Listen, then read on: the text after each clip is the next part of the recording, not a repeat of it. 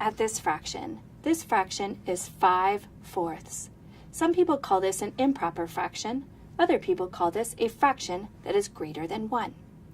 Let's figure out the mixed number that is equivalent to 5/4.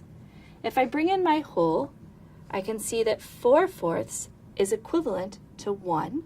So the mixed number that is equivalent to 5/4 is 1 and 1/4.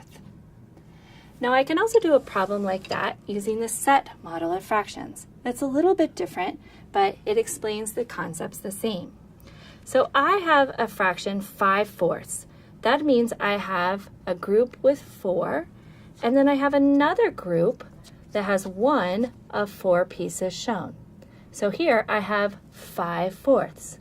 And when I set it up like this, it's very easy to see the mixed number that is equivalent to the improper fraction.